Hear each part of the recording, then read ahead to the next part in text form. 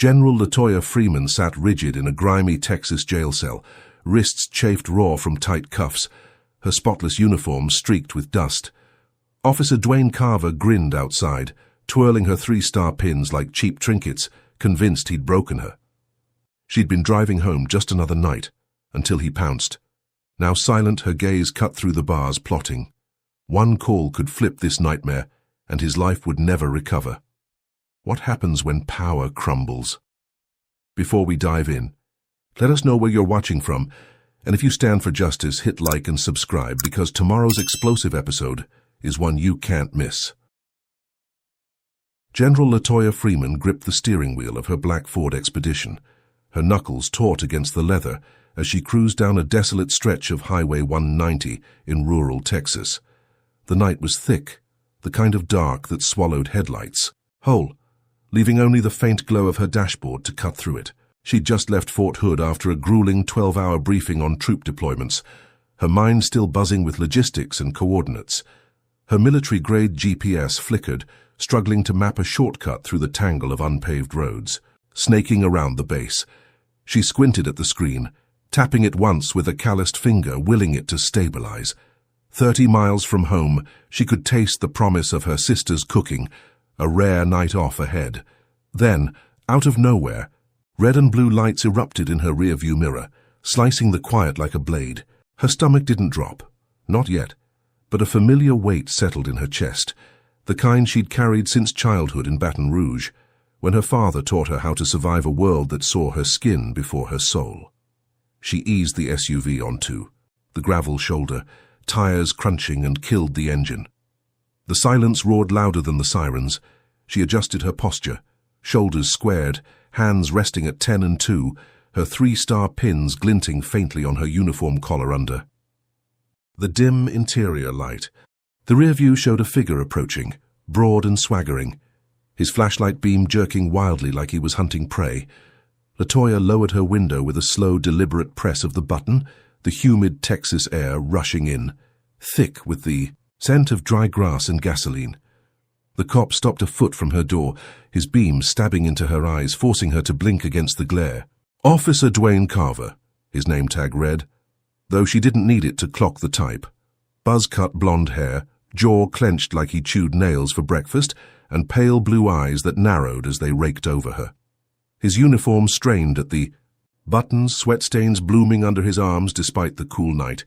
He planted both hands on his belt, one thumb brushing the holstered Glock, and barked, "License and registration, now." His voice carried an edge, sharp and unearned, the kind meant to rattle civilians. Latoya didn't flinch. She'd stared down Taliban snipers in Kandahar, negotiated with Russian generals over vodka in freezing bunkers, and briefed presidents without breaking a sweat. This was nothing. "They're in the glove box," she said, her tone flat, measured, the way she'd trained herself to speak when the stakes were uneven. She reached across the passenger seat, slow as molasses, her movements telegraphed so he couldn't claim she lunged. The glove compartment clicked open, revealing a neat stack of papers and her wallet. She pulled out her driver's license and military ID, the latter embossed with her rank and serial number, a shield she'd earned through blood and grit. She handed them over, her fingers steady, nails clipped short from years of field work. "Here you go, Officer Carver." He snatched the cards without a word, holding them up to his flashlight like he was inspecting counterfeit bills. His lips curled as he scanned her license first, then flicked to the military ID. His eyes lingered on the words, "General Latoya Freeman, U.S. Army," but the sneer didn't fade. "This supposed to impress me," he said, tossing the ID back through the window. It landed on her lap, a deliberate slight. "Looks fake. You people always got some story." The "you people" hung in the air, heavy as a brick, and Latoya's jaw tightened, though her face stayed stone. She'd heard it before, from drill sergeants who doubted her, from colonels who smirked at her promotions, from strangers who assumed she'd stolen the stars on her shoulders. She tapped her fingers lightly on the wheel, an old habit to keep, her pulse even, and said, "It's real, I'm stationed at Fort Hood, just heading home." Carver didn't buy it, or didn't want to. He stepped back, hand still hovering near his gun, and tilted his head like he was sizing up a stray dog. "What's a general doing out here alone, huh? Lost in my town. Step out of the vehicle." His tone wasn't a request, it was a dare, laced with the assumption she'd bolt or fight. LaToya unbuckled her seatbelt, the click loud in the stillness, and opened the door with the same calm she'd used to disarm IEDs in Iraq. She stood, all 5'9" of her, uniform crisp despite the long day, her combat boots sinking slightly into the gravel. The stars on her collar caught the flashlight's beam, but Carver's gaze locked on her skin, not her rank. He circled, her like a vulture, his boots scuffing the dirt, his breath sour with coffee and spite. "Hands where I can see 'em," he snapped, though they already were, resting loose at her sides. She lifted them slightly, palms open, and met his stare. "I was adjusting my GPS," she said, nodding toward the dashboard. "Pulled over to fix it. That's not illegal." He didn't even glance at the screen, just kept his eyes on her, searching for a twitch, a flinch, anything to justify what he'd already decided. "Don't tell me what's legal, girl," he spat, the word dripping with venom. "I say what goes around here." Her pulse ticked up, but she swallowed it down, years of discipline keeping her steady. She'd faced worse than this clown, but the math was off. A lone cop, a quiet road, no witnesses. Or so he thought. Across the highway, a beat-up semi rumbled to a stop, its driver a grizzled man with a grey beard, squinting through his windshield. He fumbled with his phone, the screen glowing as he angled it toward them, recording silently. LaToya clocked it from the corner of her eye, but Carver didn't notice, too busy puffing his chest. "Turn around," he ordered, pulling cuffs from his belt, the metal glinting under his flashlight. LaToya's brow furrowed, just a flicker, but she complied, pivoting slow and smooth, her boots grinding the gravel. "I'm not under arrest," she said, voice still level, testing him. "You're whatever I say you are," he shot back, stepping closer. Before she could counter, he grabbed her wrist, wrenching it behind her back with a twist that burned her tendons. She bit down a grunt, refusing him the satisfaction as he slapped the first cuff on, then the second, yanking them tight until they bit into her skin. "Resisting an officer," he muttered, loud enough for his body cam to catch, though she hadn't moved an inch. He shoved her forward, her chest slamming into the hood of her Expedition, the warm metal creaking under her weight, her cheek pressed against it, dust smearing her face, but her eyes stayed open, sharp, counting every second. Carver towered over, her, one hand pinning her shoulder, the other fumbling with his radio. "Got a live one," he said into it, smirking, his thumb still tapping the holster like he hoped she'd give him an excuse. LaToya's mind raced, not with fear, but with strategy. She'd survived ambushes in Fallujah, outsmarted warlords, in Syria, and this was just another battlefield, smaller but no less vicious. The trucker's phone kept rolling, its tiny light a lifeline she couldn't reach yet. Carver yanked her upright, her wrists throbbing, and marched her toward his cruiser, its lights still flashing like a cheap carnival show. "You're done," he said, shoving her against the door, his breath hot on her neck. "Should have stayed where you belong." She didn't answer, didn't need to. Her silence was a weapon, and she'd wield it until the right moment. The highway stretched empty ahead, but the air felt charged, like the calm before a storm she'd summon herself. LaToya Freeman's boots scraped the chipped concrete as Officer Dwayne Carver hauled her through the back entrance of the Killeen County Sheriff's Station, his meaty fingers digging into her bicep like he was wrangling livestock. The cuffs bit deeper into her wrists, her uniform sleeves bunching under the strain, but she kept her spine straight, her face a mask of granite. The heavy steel door slammed shut behind them, echoing down a dim hallway that reeked of bleach and stale sweat. Carver shoved her forward, his breath puffing in short, smug bursts, and she stumbled just enough to catch the jeers of a half-dozen deputies lounging against the walls. "Look what Carver dragged in," one snorted, a lanky guy with a buzz, cut and a toothpick dangling from his lip. "Another one who don't know her place," a second chimed in, his voice low and oily, eyes raking over her like she was meat on a hook. The slurs came next, whispered but sharp, slicing through the air. Uppity, thug. Words LaToya had heard since she was a girl, dodging rocks on her way to school. She locked her jaw, counting their faces, filing them away for later. Carver strutted ahead, his boots clomping, and swung open a cell door with a clang that rattled her teeth.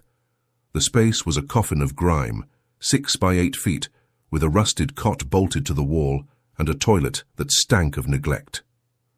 Graffiti scarred the cinder blocks, jagged letters spelling out hate she'd seen scrawled on bunkers in war zones. He pushed her inside, her shoulder banging the frame, and she caught herself before she hit the floor. "Welcome home, Princess," he sneered, tossing her military ID into a drawer on his desk across the hall like it was trash. The laminated card skidded, landing face up, her name and rank staring back at her through the bars. He leaned against the doorframe, arms crossed, his gut spilling over his belt. "You'll learn real quick who runs things here. Ain't no fancy title gonna save you." His lips curled into a grin, yellow teeth flashing, and she wondered how. A man so small inside could puff himself up so big. Latoya stood still, her boots planted firm, letting the silence stretch. She'd faced worse than this, far worse. She remembered Fallujah, the crack of sniper fire pinning her squad in a crumbling alley, her voice steady as she called the shots that got them out alive. She remembered Kabul, a bomb ripping through. Her convoy, her hands slick with a private's blood as she dragged him to safety. This was a tantrum in uniform, not a war. "I need a phone call," she said, her voice cutting through his gloating like a knife through fat. Carver barked a laugh, loud and hollow, bouncing off the walls. "Phone call, you don't get shit till I say so." He turned, slamming the cell door shut, the lock clicking with a finality that might have rattled someone else. But Latoya's eyes were already scanning, sharp and restless, taking in every inch of her cage. The deputies drifted off, their chuckles fading down the hall, leaving Carver alone with his prize. He paced outside her cell, boots tapping a rhythm of petty triumph, muttering about teaching her a lesson. She ignored him, her mind replaying decades of combat, of outsmarting enemies who underestimated her. This wasn't new, just uglier, up close. Her gaze snagged on a rusty payphone mounted to the wall across from her cell 10 feet away, its cord dangling like a lifeline. It was old, probably broken, but it was there, unguarded, a crack in Carver's smug fortress. She slid a hand to her hair, fingers brushing the tight bun she'd worn since basic training, and felt the thin metal of a hairpin tucked inside. Her pulse ticked up, not from fear, but from possibility. She'd picked locks before, on missions where silence meant survival, and this one looked flimsy, rusted from years of damp neglect. Carver turned his back, rummaging through his desk, cursing as he shuffled papers to justify his bullshit stop. Latoya moved fast, sliding the pin free with a flick of her thumb, her hands still cuffed, but nimble. From years of practice. She knelt by the cell door, keeping him in her peripheral vision, and worked the pin into the lock, feeling the tumblers shift. Her wrists ached, the cuffs rubbing her skin raw, but she tuned it out, her focus laser tight. What kind of man locks up a general for adjusting a GPS? She thought, twisting the pin. What kind of system lets him strut while she bleeds? The lock clicked, soft and sweet, and she froze, waiting for Carver to spin around. He didn't, too, busy scribbling lies on a clipboard, his pen scratching like a rat in the walls. She eased the door open just an inch, the hinges groaning faintly, and slipped out, her boots silent on the concrete. The payphone loomed closer, its cracked plastic casing glinting under a flickering bulb. She crossed the hall in 3 strides, her heart thudding now. Not from nerves, but from the thrill of flipping his game. She snatched the receiver, the cold metal slick against her palm, and punched in Fort Hood's ops line from memory, her fingers flying despite the cuffs. The line crackled, then connected, and she whispered, "This is General Freeman, code Zulu 9er, detained at Killeen County Sheriff's Station off Highway 190. Send backup now." Colonel Jamal Pierce's voice cut through, calm but urgent. "On it, General, hold tight." She exhaled, a sliver of relief breaking through her steel, imagining Pierce rallying MPs, choppers spooling up 30 miles away. Then Carver's shadow loomed, his bulk filling the hall as he spun around, clipboard clattering to the floor. "What the hell?" he roared, his face twisting red, veins bulging in his neck like worms under skin. Latoya dropped the receiver, letting it swing, and stepped back. But he charged, slamming her against the wall before she could duck.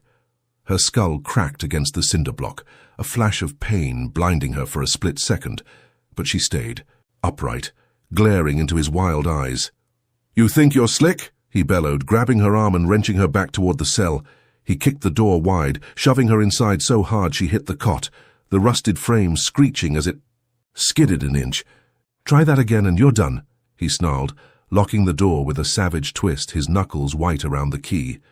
LaToya sank onto the cot, her head throbbing, blood trickling warm down her neck from where it had split against the wall. Carver paced outside, fists clenched, his victory soured by her defiance. She wiped the blood with her sleeve, smearing it across the green fabric, and smirked, faint but real. She'd made the call. Pierce was coming. Carver didn't know it yet, but his clock was ticking. What happens when a bully's throne starts to crack, she wondered, her breath steadying. What does it take to bury a man who thinks he's untouchable? She leaned back, eyes locked on the payphone through the bars, its dangling cord a silent promise of the storm she'd unleashed. Now, let's hear from you in the comments. Type number 1 if you think Carver's already dug his own grave with that shove, or number 2 if you believe LaToya's call won't be enough to stop him. Hit that like button if you're rooting for her to flip this nightmare upside down, and subscribe because the next twist is going to leave you speechless. So, what's coming next? Will Carver double down on his lies, or will LaToya's backup turn his world to ash? Stick around to find out. The air in the Killeen County Sheriff's Station hung heavy, thick with the tang of rust and desperation, as LaToya Freeman sat on the creaking cot, her wrists still cuffed, the metal edges grinding into her skin. Blood crusted on her neck from where Carver had slammed her against the wall, but her eyes stayed fixed, unblinking, on the locked cell door. Officer Dwayne Carver paced outside, his boots stomping a furious rhythm, his face a blotchy mess of red and sweat. He'd caught her mid-call, and now he was a coiled snake, rattled and ready to strike. Her whisper to Colonel Pierce echoed in her mind, Code Zulu Niner, a distress signal that would bring Fort Hood's wrath down on this backwater hellhole. But Carver didn't know that yet, and his ignorance was her edge. He stopped pacing, glaring through the bars, his thick fingers flexing like he wanted to choke the defiance out of her. "You think you're smart, huh?" he spat, spit flecking his chin. "Pulling that stunt with the phone? You just made this worse for yourself." LaToya didn't answer, letting him stew. She'd faced down warlords who'd sooner slit her throat than talk, and this man was no different, just louder and dumber. Carver spun away, storming to his desk, and yanked open a drawer, pulling out a notepad and a pen. He scribbled fast, his handwriting a jagged scrawl, muttering under his breath about fixing her good. She clocked his plan before he said it, the way his eyes darted, the way his lips twitched into a smirk. He was cooking up a lie, something to bury her deeper than a traffic stop ever could. Minutes ticked by, the station quiet except for the hum of a flickering fluorescent bulb overhead. Then he slammed the notepad down, grabbed his radio, and barked into it. "Dispatch, this is Carver, Unit 12. Got an update on the female suspect. She assaulted me during the stop, lunged with intent, adding felony charges. Send backup for processing." His voice dripped with glee. A kid caught stealing candy and blaming the store. The radio crackled back. "Copy that, Carver. Backup en route. Need anything else?" He glanced at LaToya, his smirk widening, and said, "Nah, I got this." He hung up, sauntering back to her cell, and leaned in close, his sour breath fogging the bars. "Assaulting an officer. That's 10 years minimum. Should have kept your hands to yourself." LaToya's jaw tightened, but she held her tongue. She hadn't touched him, hadn't even flinched. But truth didn't matter here. This was his kingdom, and he was rewriting the rules. He turned, whistling a tuneless song, and headed down the hall, leaving her alone with the weight of his fabrication. She flexed her fingers, the cuffs clinking, and shifted her weight, testing the cot's frame. Her mind raced, piecing together his next move. He'd need evidence, something to sell his story, and she knew he'd find it, one way or another. 20 minutes later, Carver returned, a plastic evidence bag swinging from his hand. Inside was a switchblade, its blade dulled by rust, the kind you'd find in a junk drawer, not a general's SUV. He held it up, grinning like he'd struck gold. "Found this in your fancy truck," he said, shaking the bag. "Guess you thought you'd stick me with it, huh?" LaToya's stomach twisted, not from fear, but from the sheer gall of it. She'd never seen that knife, and he knew it. "That's not mine," she said, her voice steady, cutting through his gloat. "You planted it." He laughed, a harsh, barking sound, and tossed the bag onto his desk. "Prove it, Princess." "Oh, wait, you can't." He leaned back in his chair, feet propped up, savoring his little victory. She stared at the knife, her mind flashing to her expedition, parked outside, unlocked, a gift for a man like him to tamper with. The station door banged open, and 3 deputies shuffled in, their boots scuffing the floor, their eyes darting between Carver and LaToya. One, a wiry guy with a patchy beard, nodded at Carver. "Sheriff's here, wants her processed fast." Carver stood, cracking his knuckles, and said, "Good. Let's get her to the hearing room. No bail for this one."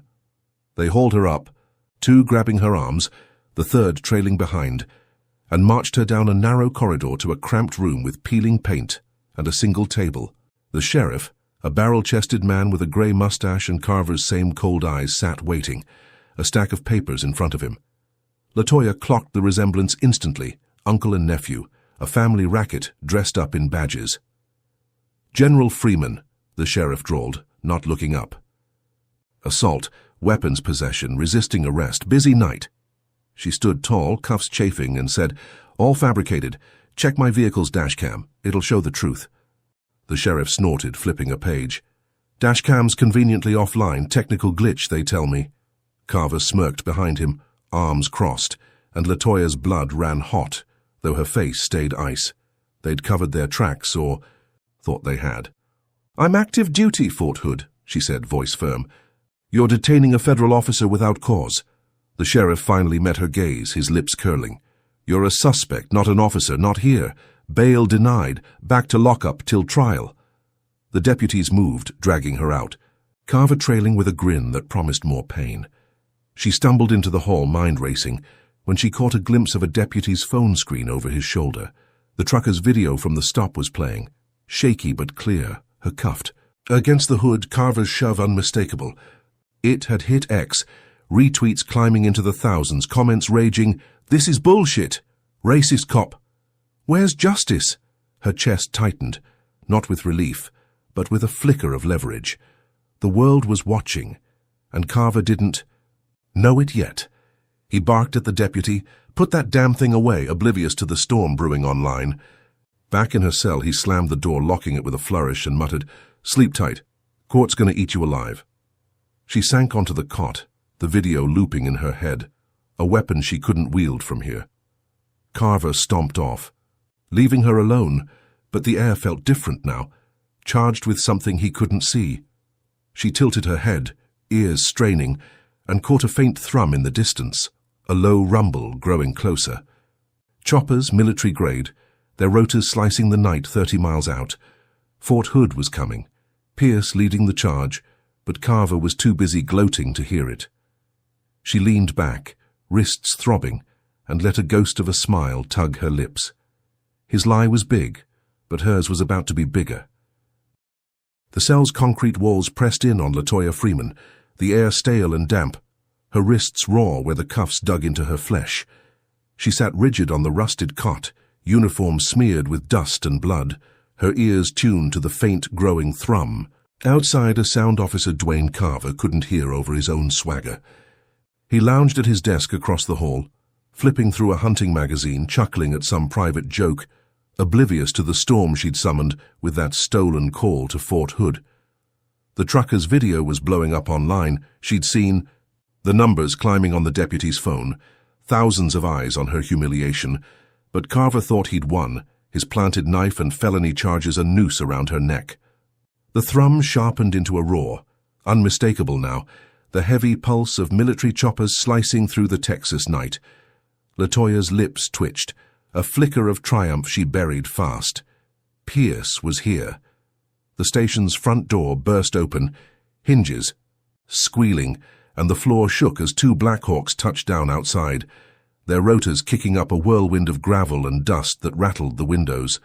Carver jolted upright, magazine slipping to the floor, his jaw slack as Colonel Jamal Pierce stormed in, flanked by 6 MPs in full gear, rifles slung across their chests. Pierce was a wall of muscle, 6'4", his dark skin gleaming under the fluorescent lights, his eyes locked on Carver with a fury that could melt steel. "Where's General Freeman?" he barked, his voice a thunderclap, holding up a crisp Pentagon order, the red seal glinting like blood. The MPs fanned out, boots pounding, their presence swallowing the room. Carver scrambled to his feet, hands fumbling at his belt, stammering, "She's, detained, felony suspect. You can't just—" Pierce cut him off, stepping close, towering over him. "You detained a 3-star general on a traffic stop? Move, now!" Carver's face flushed purple, but he didn't budge, his pride a brick wall. The sheriff lumbered in from the back, his grey mustache twitching, eyes darting between Pierce and his nephew. "This is my station," he growled, planting himself beside Carver. "You got no jurisdiction here." Pierce didn't blink, shoving the order into the sheriff's chest. "Federal authority, active duty officer. Step aside or you're both in cuffs." The MPs shifted, hands tightening on their weapons, and the sheriff hesitated, his bravado cracking. Carver sputtered, "She assaulted me, got a knife." But Pierce wasn't listening. He nodded to the MPs who shoved past, one slamming Carver against the wall, his arm twisting behind his back. "Stay put," the MP snapped, while another kicked open the cell door with a clang that echoed like a gunshot. Latoya stood as they entered, her posture unbroken, the cuffs dangling from her wrists like badges of war. "Colonel," she said, voice steady, nodding at Pierce. He crossed the cell in 2 strides, pulling a key from his pocket, and unlocked the cuffs himself, the metal clattering to the floor. "You good, General?" he asked, his tone soft but urgent, eyes scanning the blood on her neck. "I've had worse," she said, rolling her shoulders, the ache flaring but ignored. She stepped out, boots clicking on the concrete, and faced Carver, still pinned by the MP. His eyes bulged, wild with rage, but she met them with ice, her silence louder than any shout. The sheriff backed off, muttering about paperwork, but Pierce waved him silent, leading Latoya toward the exit. The MPs formed a wall around her, their rifles a steel promise, and she walked tall, head high, the station shrinking behind her. Outside, the night was chaos, chopper blades slicing the air, dust swirling in thick clouds that stung her eyes. A crowd had gathered beyond the perimeter, phones glowing, voices shouting her name. "General Freeman, General Freeman!"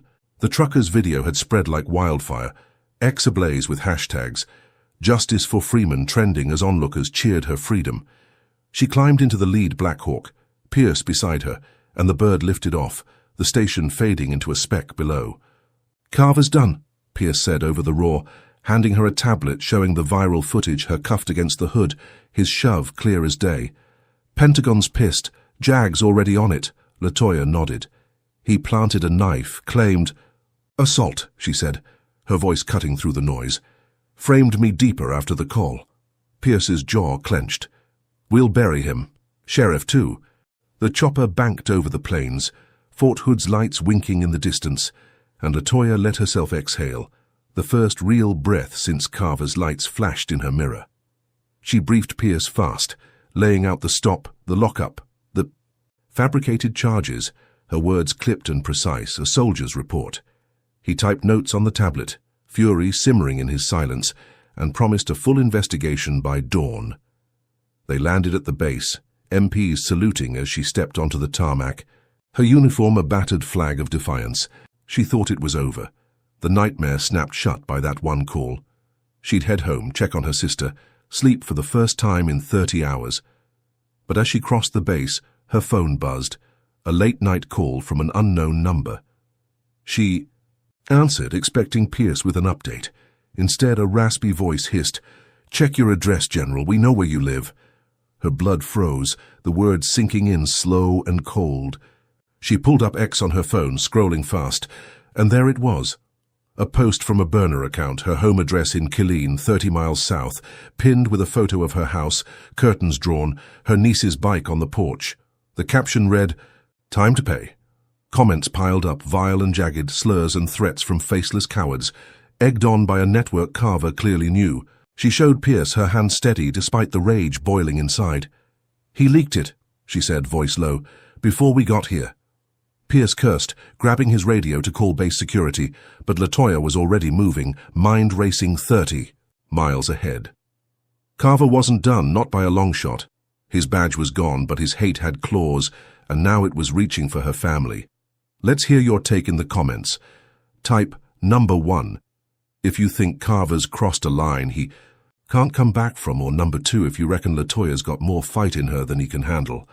Smash that like button if you're stunned by how fast this rescue flipped into revenge, and subscribe because the next chapter's gonna hit harder than those choppers. So, what's brewing now?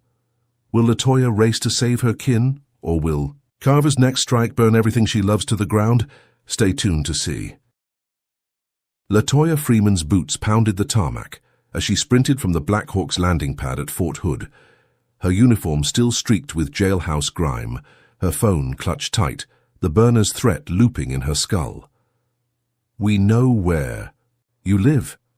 The Texas night was a black void, stars swallowed by clouds, but her focus burned bright, locked 30 miles south, where her sister Tasha's house sat exposed, her 9-year-old niece Maya asleep inside.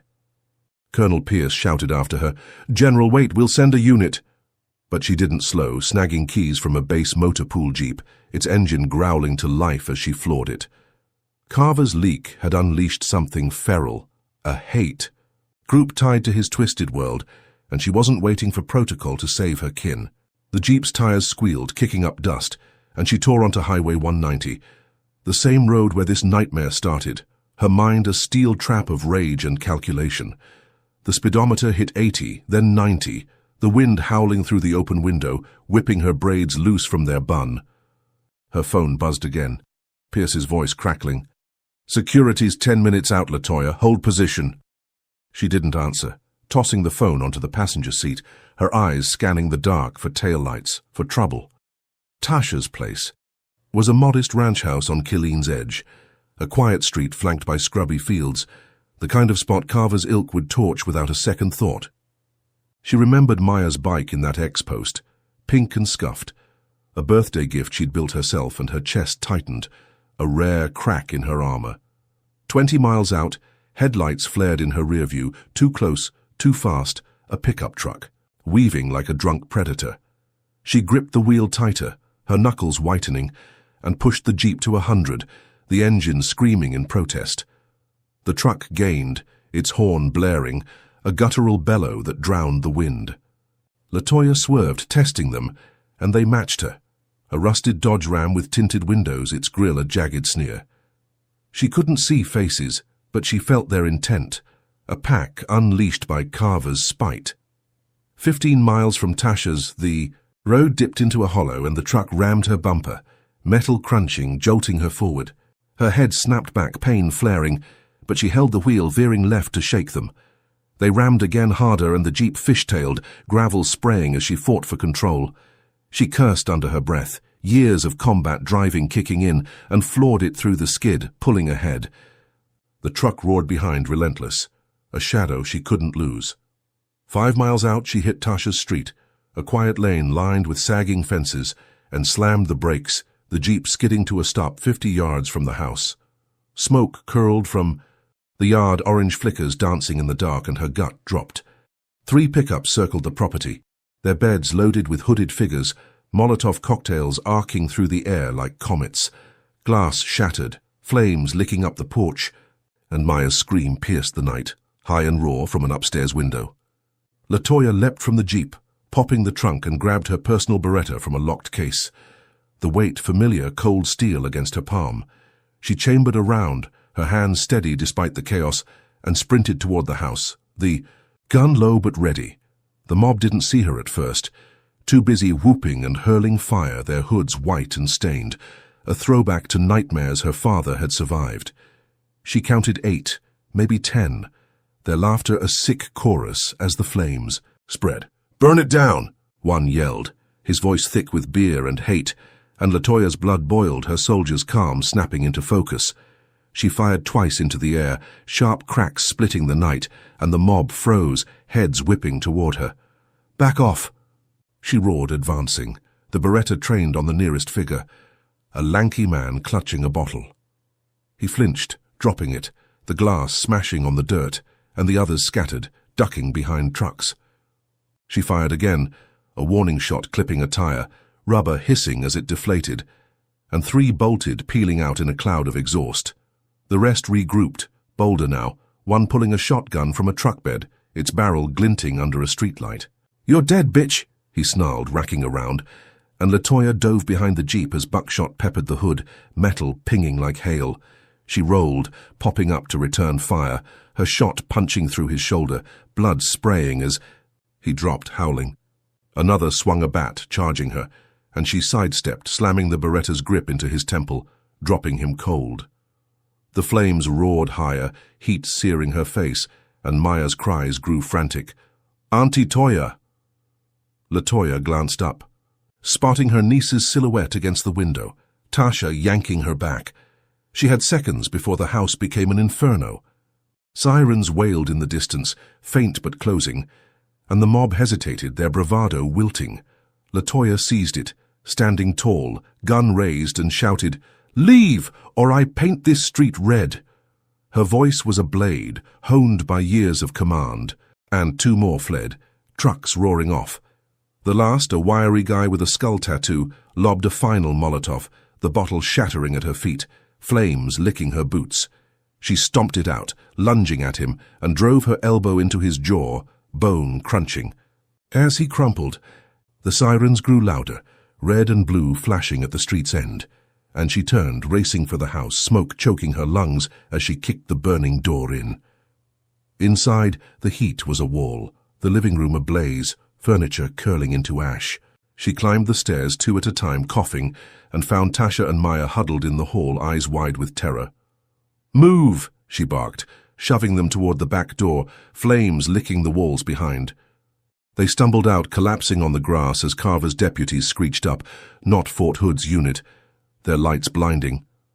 LaToya spun, expecting help, but the lead deputy, a squat man with Carver's smirk, barked, "Drop the weapon!" She froze, Beretta still in hand, and he advanced, cuffs out. "Discharging a firearm, public endangerment," he said, voice dripping with glee. "You're under arrest." They cuffed her again, her wrists screaming from the fresh metal, and dragged her to a cruiser as Tasha shouted, "She saved us!" The house burned, a roaring beast, Maya sobbing in her mother's arms, and the deputies ignored them, shoving LaToya inside. Online, the trucker's video morphed. A new clip hitting X from a burner account. Black General goes rogue. Her warning shots twisted into a rampage, Carver's fingerprints all over the edit. She sat in the cruiser, head high, watching. The flames devour her sister's life, knowing this wasn't over. Carver's hate had teeth, and it was biting deeper than she'd ever imagined. LaToya Freeman sat in the back of the cruiser, her wrists throbbing under fresh cuffs, the metal cold and biting as the deputy's headlights glared off the smoldering wreckage of her sister Tasha's house. Smoke curled into the Texas sky, thick and acrid, choking the air as flames devoured the last of the porch where Maya's bike lay melted into a twisted heap. Tasha clutched her daughter on the grass, tears streaking their faces, their home a bonfire lit by Carver's hate. The squat deputy who'd cuffed her, a man with a buzz cut and a sneer that mirrored Carver's, leaned against the cruiser door, scribbling on a clipboard. "Discharging a firearm in city limits," he muttered, loud enough for his partner to nod. "Public endangerment too, she's a menace." LaToya's jaw clenched, but she kept silent, her eyes burning into his back, counting every lie he stacked against her. She'd saved her family, scattered that mob with bullets and grit, and now they were twisting it into another cage. The cruiser rolled back to the Killeen County Sheriff's Station, the same grimy hellhole she'd escaped hours ago, its concrete, walls looming like a trap snapping shut. They dragged her inside, past the same jeering deputies who'd mocked her before, their smirks wider now, feeding off her return. "Back so soon, Princess?" one called, twirling a pen like it was a victory lap. They shoved her into a holding cell smaller than the last, the air rancid with mildew, a single bulb buzzing overhead.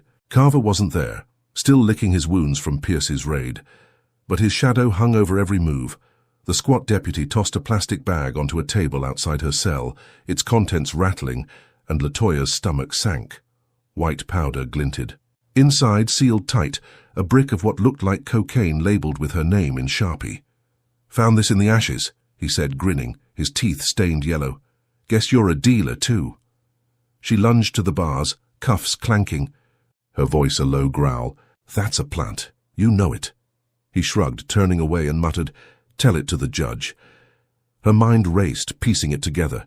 Carver's militia had torched the house, and his cronies had slipped this in, a felony to bury her, deeper than the knife ever could. The cell door slammed shut, the lock clicking, and she paced, 3 steps forward, 3 back, her boots scuffing the floor. She'd beaten worse odds, survived ambushes in Mosul, outsmarted spies in Berlin, but this was a war on her own soil, and the enemy wore badges. Hours crawled by, the station humming with whispers, until the sheriff's voice boomed from the hall. "Get her ready. Press is waiting." They hauled her out, cuffs digging fresh welts, and marched her to the station's front steps, where a dozen news vans had parked, cameras flashing like gunfire. The sheriff stood at a podium, his grey moustache twitching, Carver lurking behind him, reinstated somehow, his uniform pristine, a smug glint in his eyes. "General LaToya Freeman," the sheriff drawled, "arrested tonight for drug trafficking, endangerment and assault, a disgrace to her uniform." Microphones thrust forward, reporters shouting, "What's the evidence? Why the house fire?" The sheriff held up the bagged powder, the crowd gasping, and LaToya's blood roared in her ears.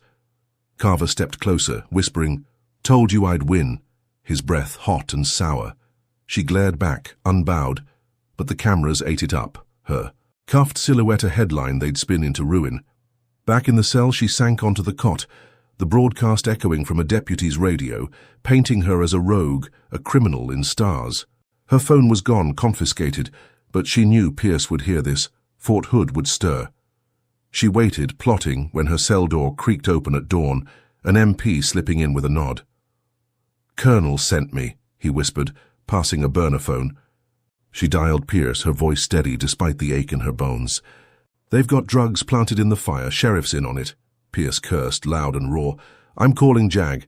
Major Kia Rollins is on her way. Hold tight." The MP vanished, and LaToya hid the phone under the cot, her pulse steadying. Help was coming again. Hours later, Rollins arrived, a wiry woman with a shaved head and a stare that could cut glass, her JAG uniform crisp against the station's filth.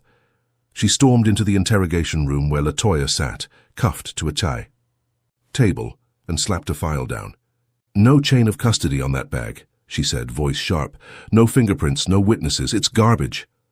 The sheriff scowled, but Rollins pressed, "Dismiss it, or I take this federal." The sheriff balked, Carver hovering, his fists clenched, and after a tense standoff he growled, "Fine," drug charges dropped. LaToya stood as they uncuffed her, wrists red and bruised, and walked out with Rollins, the station silent behind her. She thought it was over. The frame-up cracked open, her name half cleared. She stepped into the morning light, Pierce waiting in a Humvee, his face grim but relieved. "You're free, General. We'll nail Carver for this." She nodded, climbing in, ready to check on Tasha and Maya, when an explosion rocked Fort Hood, 3 miles north, a fireball blooming over the admin building where her office sat. The Humvee screeched to a halt, Pierce shouting into his radio. "What the hell was that?" Static crackled back. "Bomb at HQ. Clerk's dead. Looks like Freeman's desk." LaToya's gut twisted, her victory souring fast. They sped to the base, smoke choking the horizon, MPs swarming the wreckage. A charred note fluttered in the debris, scrawled in black. "You did this." Evidence piled up quick, her access codes, her signature on a fake requisition, all pointing to her rigging the blast in revenge.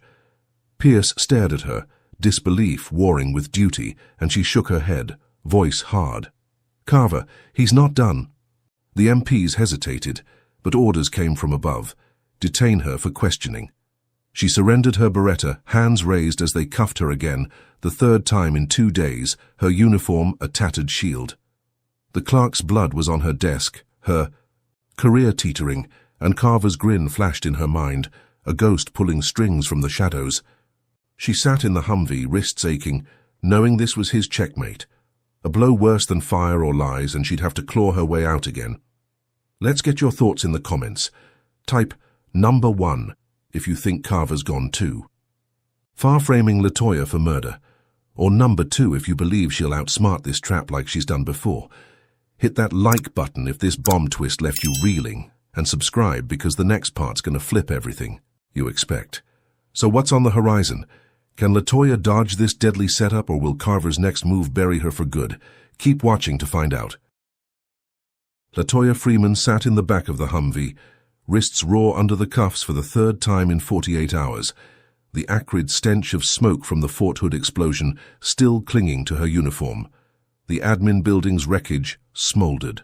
3 miles away, a clerk's blood staining her desk, her name scrawled on a charred note that pinned the blast on her.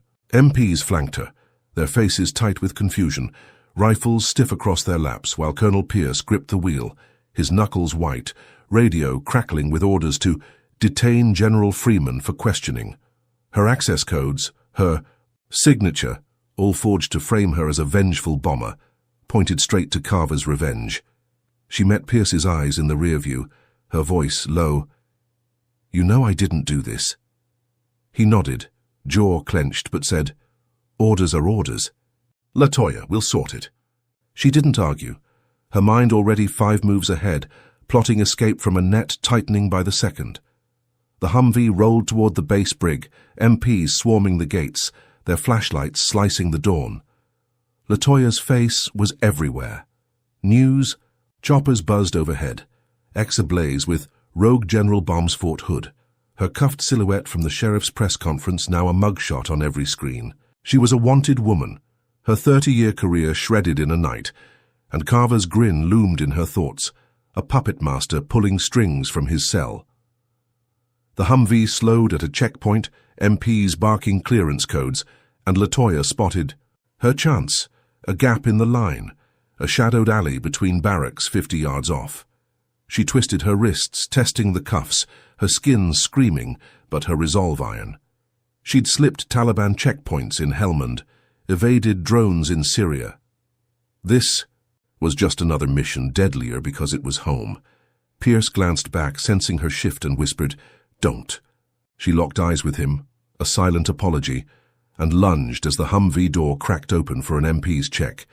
She slammed her shoulder into the soldier, knocking him back, and bolted, cuffs clanking, boots pounding asphalt. Shouts erupted. "Stop! Her!" And rifles snapped up, but she dove into the alley, shadows swallowing her as bullets chipped the wall behind. Her legs burned, lungs heaving, but she zigzagged through the base, dodging patrols, her uniform a beacon she couldn't shed. She hit a motor pool, ducking behind a jeep, and ripped a tarp off a toolbox, snagging a screwdriver. Panting, she worked it into the cuff's lock, her fingers slick with sweat, and popped them free, the metal clattering to the ground. She was loose, but not safe.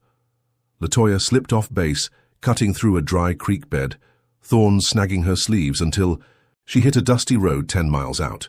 A neon sign flickered ahead. Motel 6. Its lot empty save for a rusted pickup. She broke in with the screwdriver, slipping $50 from her pocket under the clerk's nose for a room. No questions. Inside, the space stank of mildew. A single bed sagging under stained sheets, a cracked TV buzzing static. She locked the door, peeled off her bloodied jacket, and sank onto the floor, pulling a burner phone from her sock. Pierce's MP had slipped it to her, a lifeline. She powered it on, hands trembling, and hacked into Carver's personal email, a trick she'd learned from cyber ops in Baghdad. His password was weak, Texas Pride 88, and she scrolled fast, bile rising as she found messages to a supremacist, Group Patriot Sons, detailing her address leak, the bomb, all signed with his initials. She forwarded the emails to a reporter at the Austin Chronicle, a woman she'd met at a veterans gala, attaching a note. "Expose this. General Freeman." The send button clicked and she leaned back, chest heaving, imagining the story breaking, Carver's name in mud. She'd outed him, a checkmate from the shadows, and for a moment she breathed easier, the motel's hum a brief reprieve. But the TV flickered, news cutting in. General Freeman fugitive linked to Fort Hood bombing. Her photo flashed, grainy and grim, and she cursed, knowing MPs were closing in. She grabbed the burner, slipping out the back as headlights swept the lot, MPs shouting coordinates. She ran, ducking into a pecan grove, branches clawing her face pell, until she hit a gas station, its lights dim, and hid behind a dumpster, heart slamming. Her gamble paid off. X lit up with the leak. Cop tied to hate group frames general, the reporter's story spreading like wildfire, outrage boiling in the comments. LaToya peeked at the burner, relief flickering, thinking exposure would end it. But sirens wailed closer and her phone buzzed, Pierce's voice tight. "They hit your brother's shop. Jalen's hurt bad. Carver's people." Her breath caught, Jalen's face flashing, her mechanic brother quiet and steady, now a target. She pulled up X again, and there it was. A video of Jalen's auto shop in Killeen, windows smashed, him crumpled on the floor, blood pooling, a hooded figure kicking him as a voice laughed, harboring a traitor. The leak had backfired. Carver's allies spinning it, painting her a snitch endangering cops. Public fury turning on her. LaToya's fists clenched, nails digging into her palms, the dumpster's stink mixing with her rage. Jalen was in a coma because she'd fought back, his shop trashed, his life hanging by a thread. She'd exposed Carver, but he'd hit harder, his network a hydra she couldn't kill.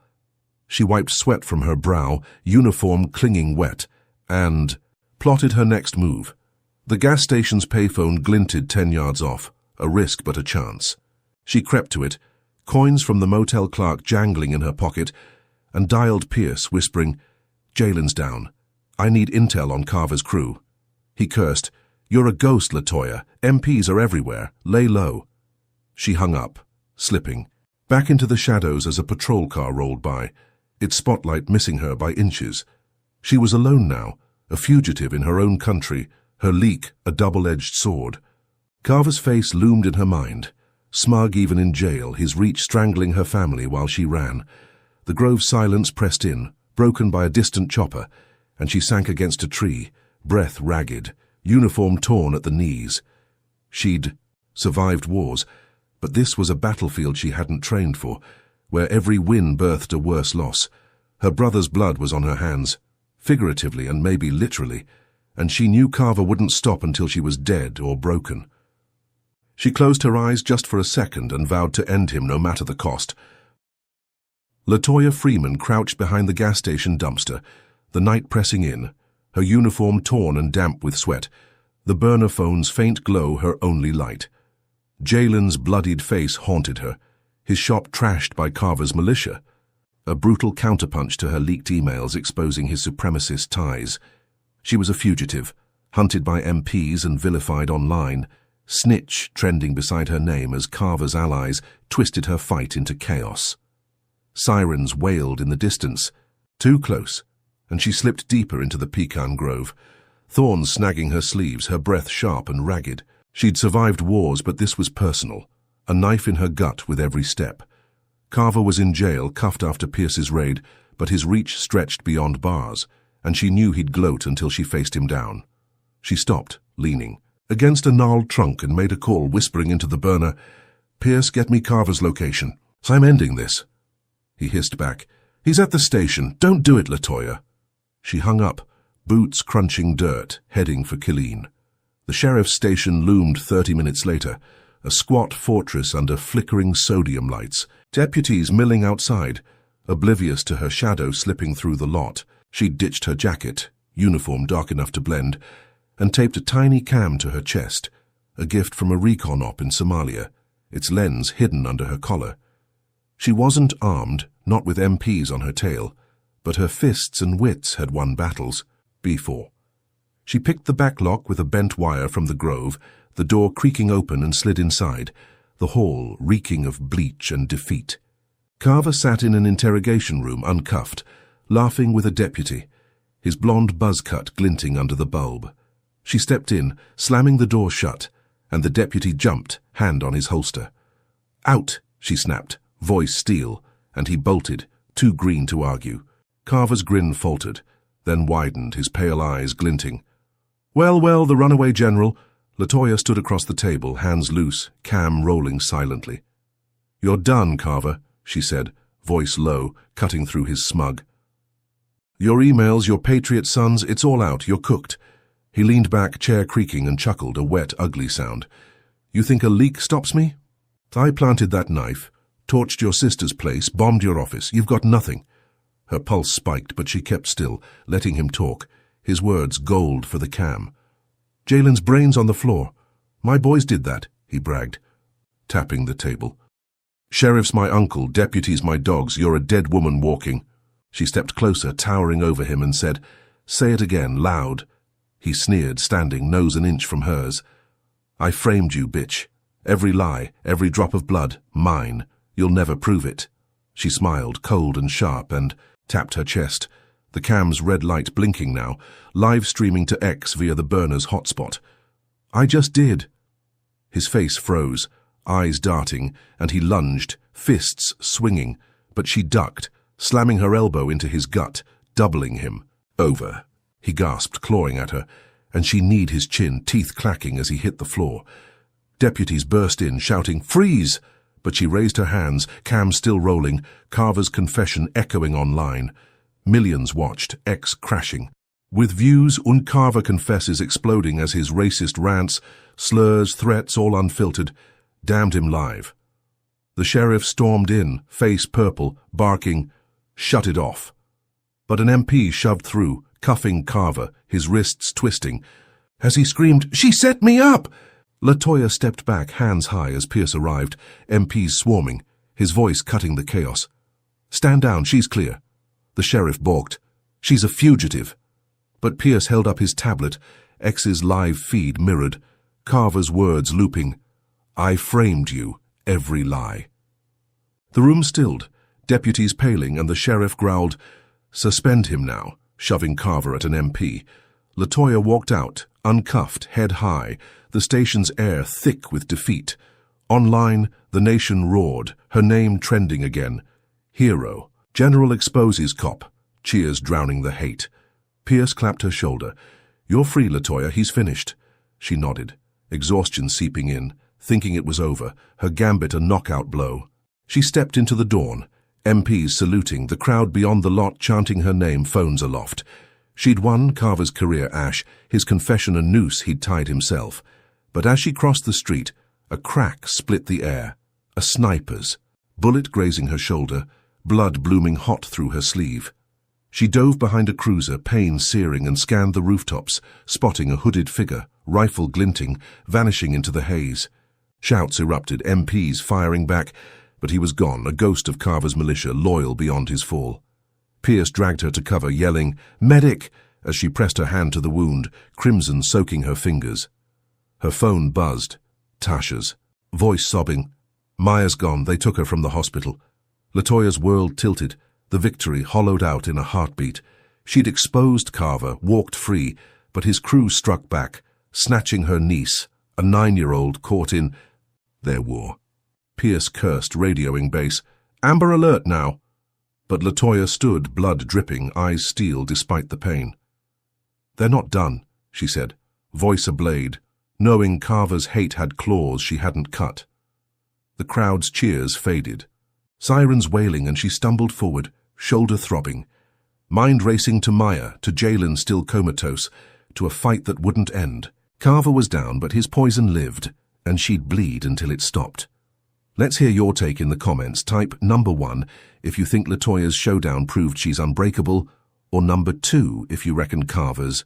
Militia just stole her win out from under her. Smash that like button if this live confession twist had you on edge, and subscribe because the next chapter's going to rip your heart out. So what's lurking ahead? Will LaToya hunt down Maya's kidnappers, or will Carver's ghost strike her down before she can? Stay locked in to see. LaToya Freeman crouched behind the sheriff's cruiser, blood seeping hot through her sleeve, where the sniper's bullet had grazed her shoulder, the sting sharp, but drowned by the roar in her chest. Maya was gone, snatched from the hospital, by Carver's militia, Tasha's sob still echoing through the phone clutched in her trembling hand. The Killeen dawn was grey, smoke from her showdown with Carver lingering in the air, MPs shouting coordinates as they swept the rooftops for the shooter. Colonel Pierce knelt beside her, pressing a bandage to her wound, his voice tight. "You're hit, Latoya. Stay down." She shook him off, standing, her uniform torn and bloodied, eyes locked on the horizon where her niece vanished. "They've got Maya," she said, voice a jagged edge, and Pierce cursed, radioing base. "Get me everything on Patriot Sons now." She didn't wait, staggering forward, pain a distant hum beneath her fury. She stumbled to Pierce's Humvee, ripping open the door, and rummaged through his gear, snagging a med kit to wrap her shoulder, the gauze soaking red fast. Her mind raced, mapping Killeen's edges, old training kicking in. Find the enemy, hit them hard. Carver's confession had aired live. His career ash, but his crew didn't care. Their hate a wildfire she couldn't stamp out. She remembered a barn 10 miles east, abandoned, a spot Jalen had scouted for parts, its sagging roof a perfect hideout for scum like them. Pierce climbed in, shouting, "Latoya, we'll handle this!" But she floored it, tires screeching, the Humvee lurching onto Highway 195. "She's 9, she growled, "and they're dead if they touch her." He gripped the dash, radio crackling, but didn't stop her. The barn loomed 10 minutes later, a rotting hulk in a field of dead grass. 2 pickups parked crooked out front, their beds stained with oil and ash. Latoya killed the engine 100 yards off, slipping out, Pierce whispering, "Wait for backup." She ignored him, spotting a rifle in the Humvee's rack, an M4, and grabbed it, checking the mag with blood-slick hands. Her shoulder screamed, but she moved low, boots silent on the dirt, the barn's splintered walls leaking faint light. Voices drifted out, rough and laughing. "Little brat's quiet now," one said, and Latoya's blood turned to ice. She peeked through a cracked board, seeing Maya tied to a chair, duct tape over her mouth, eyes wide with terror. 5 hooded figures circling her, one twirling a knife. Latoya didn't think, just acted, years of combat snapping into place. She kicked the barn door in, wood splintering, and fired a burst into the ceiling, dust raining as the men spun, shouting, "What the hell?" She advanced, rifle steady despite the throb in her shoulder, barking, "Drop it, or I drop you!" The fall. Knife guy lunged, blade flashing, and she sidestepped, slamming the rifle butt into his skull, bone cracking as he fell. Another pulled a pistol, but she fired first, 2 rounds punching his chest, blood spraying as he hit the dirt. The others froze, hands up, hood slipping to reveal scarred, snarling faces, Carver's loyal dogs. She ripped the tape off Maya's mouth, her niece gasping, "Auntie!" and untied her, pulling her close, the girl's sobs soaking her uniform. Pierce burst in, MPs storming behind, rifles sweeping, and the last 3 surrendered, cuffed face down in the filth. Latoya held Maya tight, her niece trembling, whispering, "You came," and she nodded, throat burning, "Always." Pierce clapped her back, voice gruff, "You're a damn force, General." The MPs secured the scene, radios buzzing with suspects down, and Latoya carried Maya to the Humvee, her shoulder leaking through the bandage, pain a dull roar she ignored. News choppers circled overhead, X lighting up with "General saves." "Niece!" the nation hailing her again, clips of the barn raid spreading fast. She sat Maya in the front seat, buckling her in, thinking it was over. The militia cracked, Carver's reach severed. They rolled back to Fort Hood, MPs escorting, Maya clinging to her arm, the base a blur of salutes and medics rushing to patch her up. Pierce briefed her, "Patriot Sons are done, Carver's locked tight now." She nodded, exhaustion clawing her bones, ready to see Tasha, to check Jalen's coma, to breathe. But as they hit the gate, a Pentagon courier met them, face grim, handing her a sealed envelope. She tore it open, scanning fast, and her gut dropped. General Freeman suspended pending review. Reckless conduct in civilian jurisdiction. Pierce cursed. "After all this?" She stared at the paper. The words a slap after her blood-soaked win. Her medals, her rank, stripped on a technicality. Carver's ghost laughing from his cell. Worse came on the radio. A breaking report. New audio surfaces, General Freeman ordering barn assault. She froze, recognizing the voice. Hers, but chopped, doctored. "Take 'em out." A lie spliced from old mission tapes. X flipped. Again hero or vigilante? Trending, the public turning. Her rescue spun into madness. Pierce slammed the dash. "Carver's work. He's still pulling strings." LaToya's fists balled, blood crusting her knuckles, knowing he'd leaked it from jail, a final gut punch to her name. MPs approached, hesitant. "Ma'am, we need you at HQ." And she stood, handing Maya to Pierce, her voice steel despite the ache. "Take her to Tasha. I'll handle this." She walked to the brig, uncuffed but a prisoner again, her shoulder patched, uniform a tattered flag. The nation's cheers faded, replaced by whispers of doubt, Carver's audio a venom she couldn't shake. She'd saved Maya, killed his crew, but he'd turned her victory to ash, her career dangling by a thread. Sitting in the holding room, walls cold and grey, she stared at the ceiling, mind racing. He'd hit her family, her base, her name, everything. She'd built and she'd still fight, but the cost was piling up, a mountain of blood and ruin. LaToya Freeman sat in the Fort Hood brig, the holding room's grey walls closing in, her bloodied uniform stiff against her skin, the makeshift bandage on her grazed shoulder itching with dried sweat. The air was cold, sterile, buzzing with the hum of a single bulb overhead, her suspension notice crumpled in her fist. She'd rescued Maya, taken down Carver's militia in that barn, but the Pentagon had clipped her wings. Reckless conduct, a flimsy excuse after his doctored. Audio painted her a vigilante. Her medals hung in limbo, her career a ghost, and Jalen still lay comatose, Tasha clinging to Maya at the hospital 30 miles away. She leaned back, head against the concrete, replaying every move, every strike, searching for the leak that turned her triumph to ash. Carver was cuffed, his confession live-streamed, but his venom kept flowing, and she knew someone close had fed it. The door creaked open, Major Kia Rollins stepping in, her JAG uniform crisp, shaved head gleaming under the light, file tucked under her arm. LaToya's gut tightened. Rollins had saved her from the drug frame-up, tossed Carver's lies at the sheriff's feet, but her eyes now flickered with something off, a shadow LaToya hadn't clocked before. "General," Rollins said, voice smooth, setting the file down. "Pentagon's reviewing the barn raid. I'm here to help." LaToya nodded, slow, studying her, the woman's calm too polished, her fingers tapping the table too fast. "Good," LaToya said, voice low, "because that audio's bullshit. Carver's still pulling strings." Rollins leaned in. "We'll prove it. I've got your back."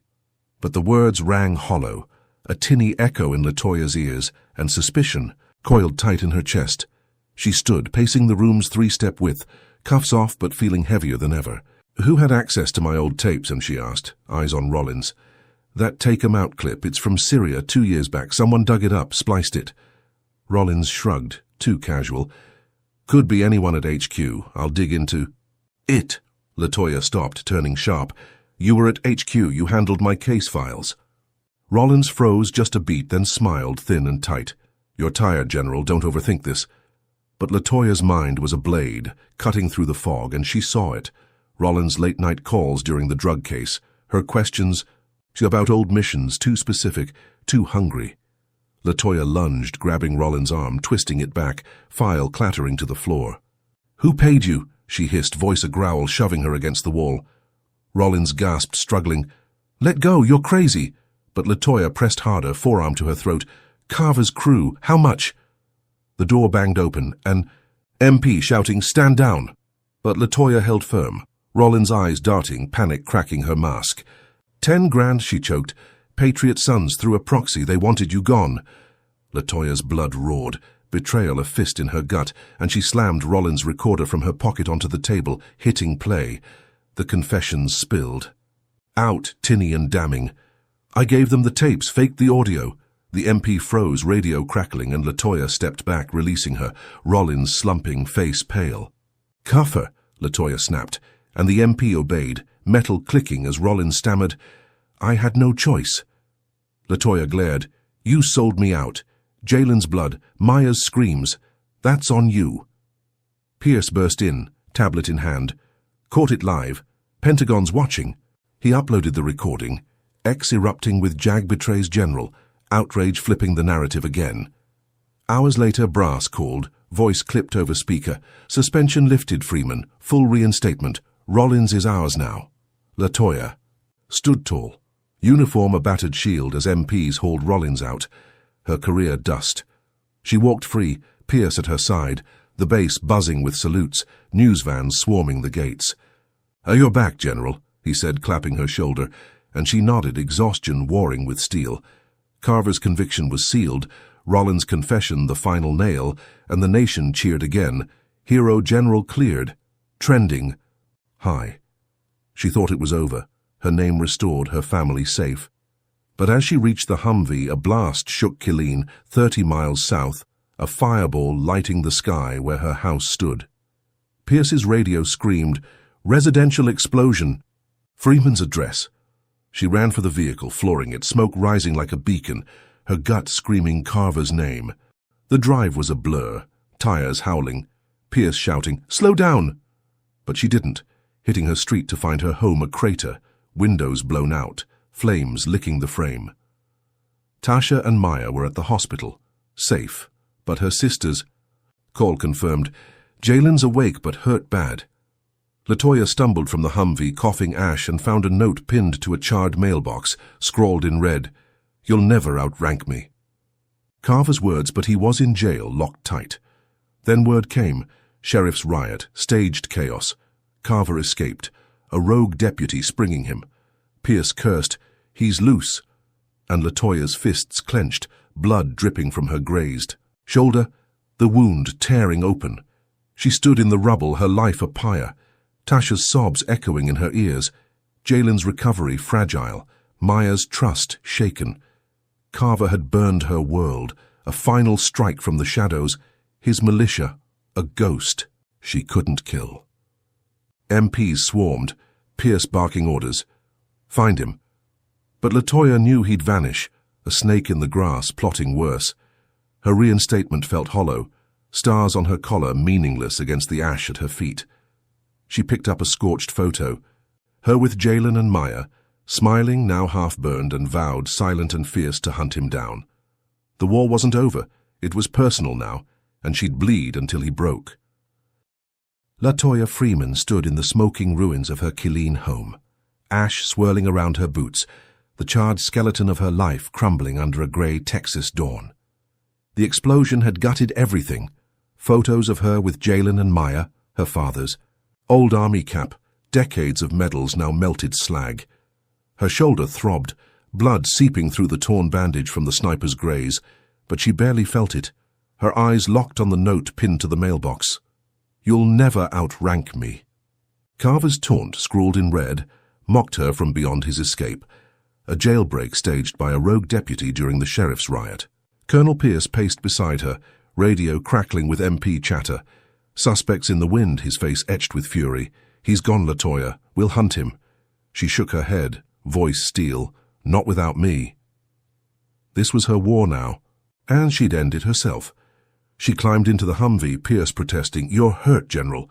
But she floored it, tires spinning gravel, heading for an old airfield 10 miles west, a hunch from Jalen's stories of shady deals he'd overheard at his shop. Carver was a coward, predictable in his spite, and she'd lure him out.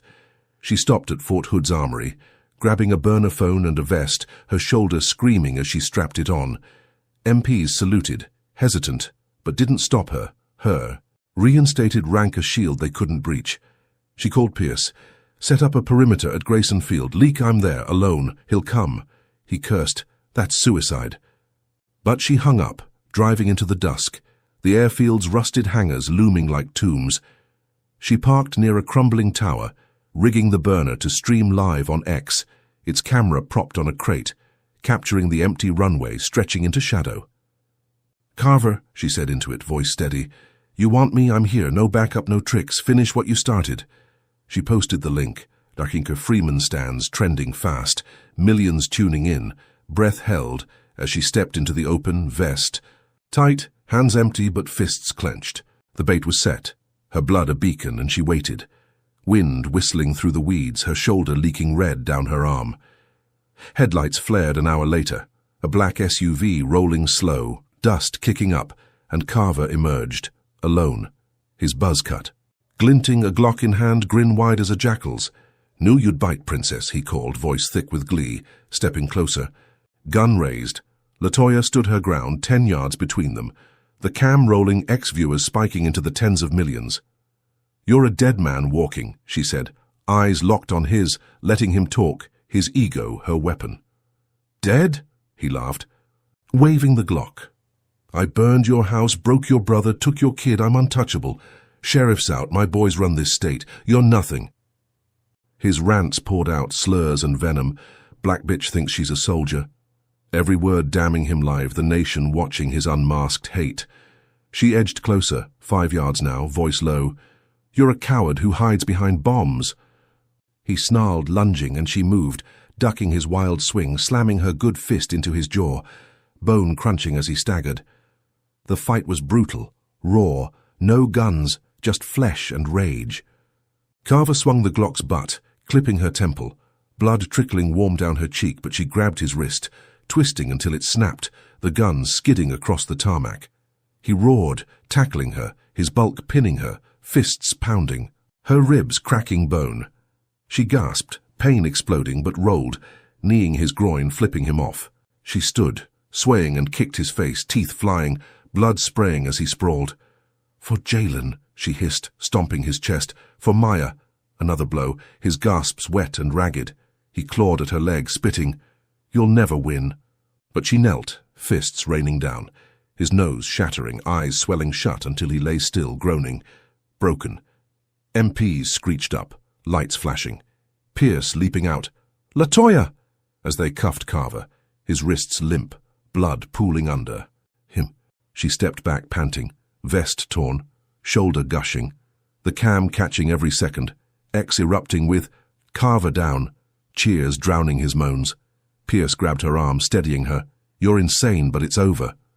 Medics swarmed, patching her up, and she stood tall, uniform a shredded flag, watching Carver hauled off, his reign ash. Days later, the Pentagon called, voice awed. 4-star promotion, General Freeman. First black woman, history. She took it, head high. Visiting Tasha and Maya in the hospital, Jalen awake, weak but smiling, her family whole again. She thought it was done, justice hers. Carver locked tight, his rants a noose he'd tied himself. The nation chanted her name, protests flaring for reform, her face on every screen.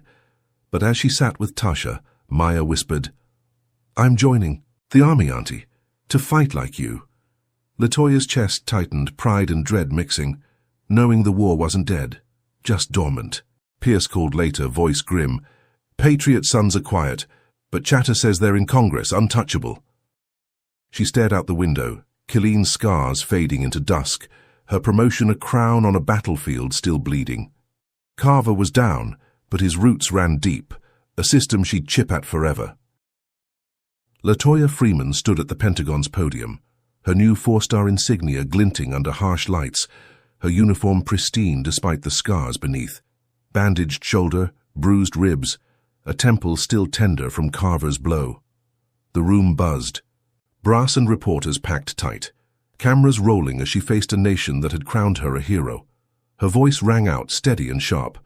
"I've fought for this country 30 years, on battlefields abroad and streets at home. Carver's down, but his hate lives in systems we can't ignore. I'll dismantle it piece by piece until justice isn't a favor, but a right."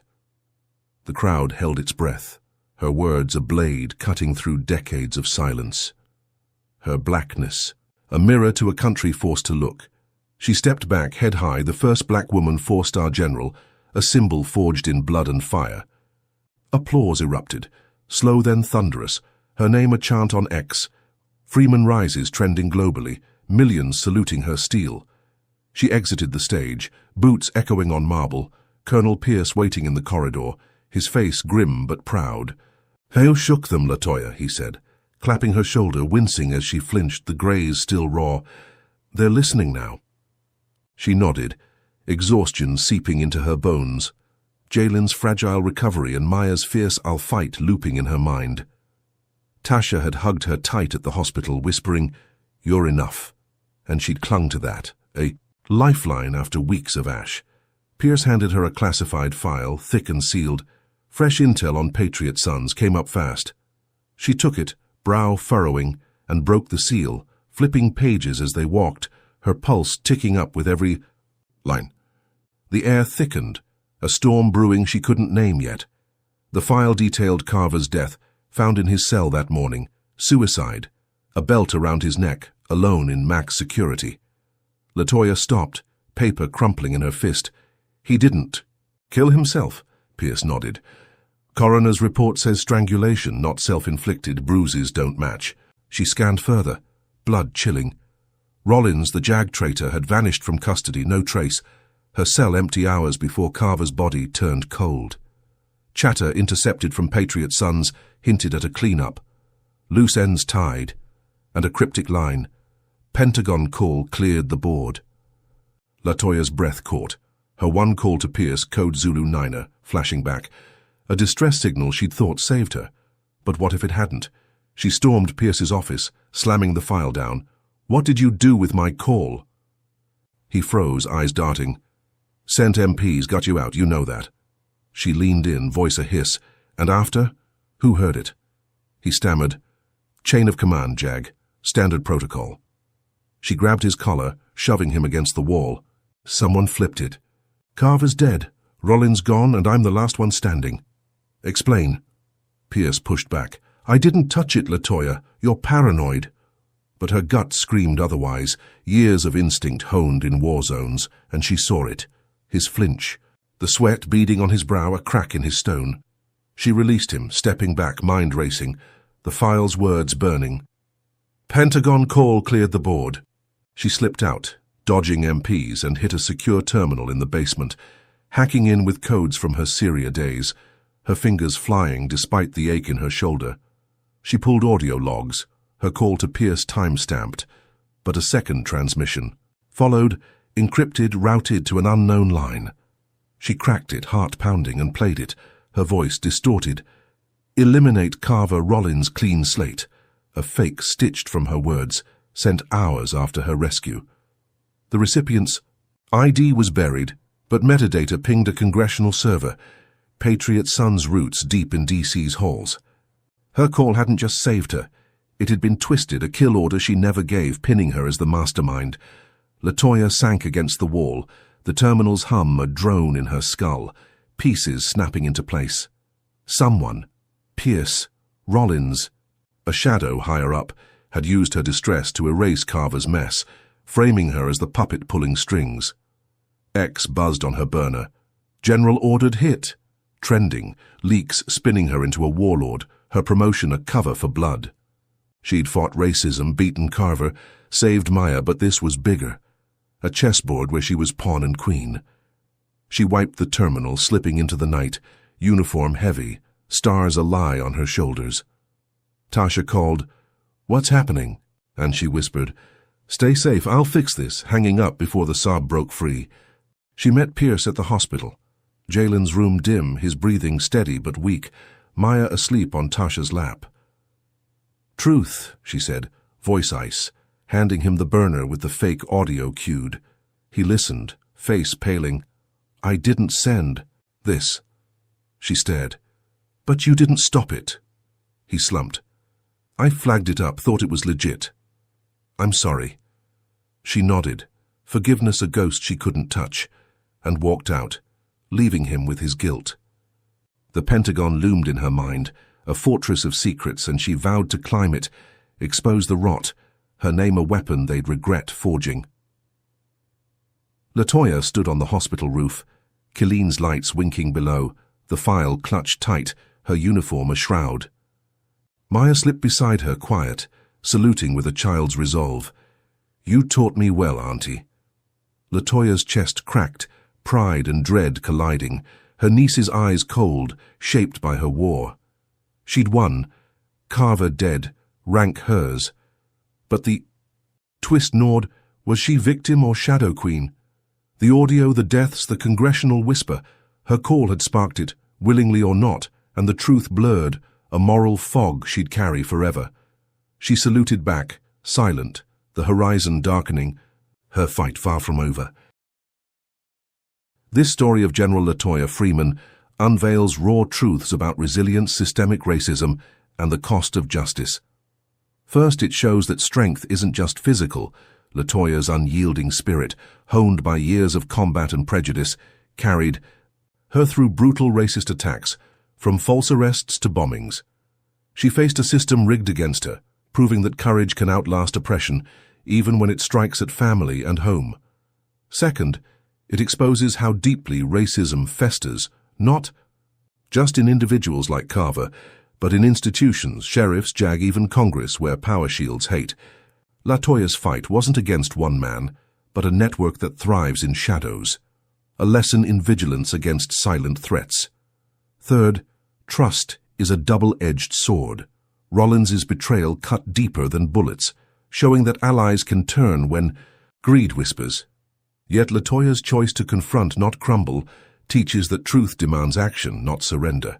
Finally, the twist, her call twisted into a kill order, blurs the line between victim and victor, urging us to question justice's price. Is it worth the moral gray when the enemy's blood stains your hands? LaToya's story isn't a fairy tale. It's a mirror to a world where victories bleed and heroes bear scars. So what's your takeaway? Comment below. Do you think LaToya's fight proves justice prevails, or does the twist show it's always tainted? Hit like if her grit inspires you, subscribe for more real stories, and share to spark change. Thanks for joining this journey.